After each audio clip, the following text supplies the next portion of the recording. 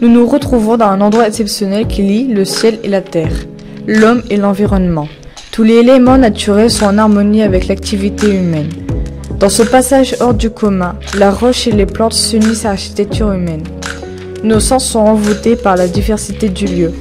Pour nous accommoder au site, le toucher, l'ouïe, l'odorat et la vue sont indispensables. La roche qui semble dominer le paysage nous protège du soleil lorsque ce dernier est présent. La chaleur est presque dangereuse et demande de prendre des précautions. Dans ce lieu, l'être humain s'est accommodé à la nature et l'a exploitée.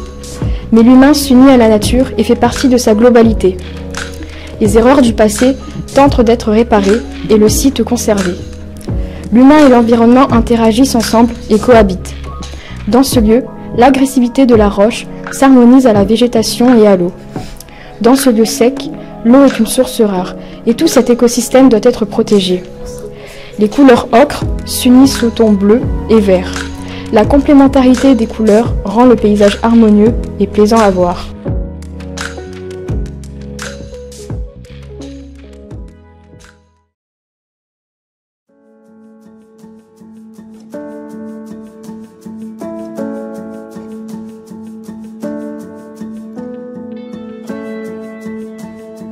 Ici, la nature est prédominante et nous immerge dans un paysage à la fois rassurant et agréable.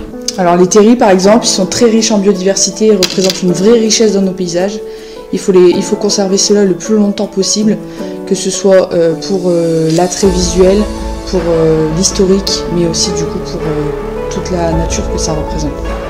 C'est là, à Hénin-Beaumont, dans le Nord-Pas-de-Calais, que repose le parc naturel d'Aquaterra, dont le nom traduit la présence des éléments de l'eau et de la terre de manière évidente. Mais au-delà des beaux paysages, un patrimoine mondial de l'UNESCO surplombe le parc. Il s'agit du terril 205, géant fait de schiste et de grès, autour duquel est organisé tout un parc naturel, mettant en avant la biodiversité.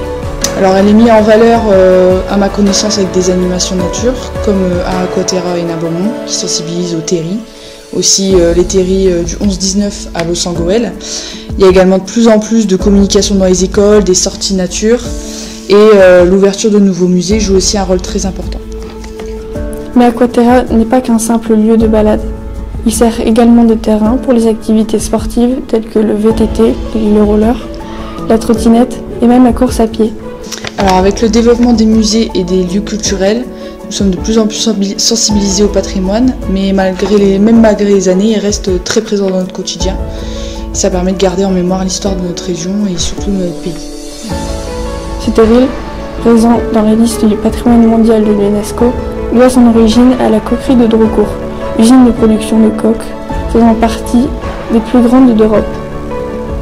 L'arrêt de cette usine intervient en 2002, suite à de nombreux travaux de dépollution et plusieurs phases de plantation, ainsi qu'une revégétation en 2007, débutent les travaux de réhabilitation du terrain.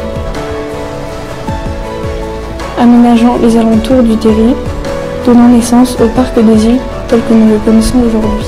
Alors personnellement, j'ai pas vu de différence. Il y a eu une énorme communication quand ça a été classé UNESCO, et ensuite ça s'est un peu tassé. Actuellement, on n'en entend plus parler.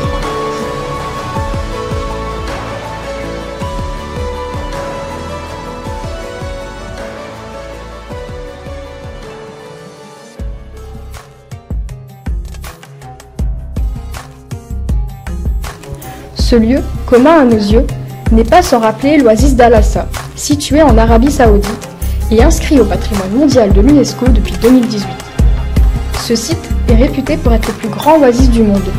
Son nom même évoque la poésie de cet endroit hors du commun. Assa signifie littéralement « le bruit de l'eau coulant sous le sol ». Cet aspect littéraire renforce la prospérité de cette oasis aux yeux des hommes. L'oasis d'Al-Assa est le témoignage d'un paysage géoculturel unique et d'une exceptionnelle interaction entre l'humain et son environnement.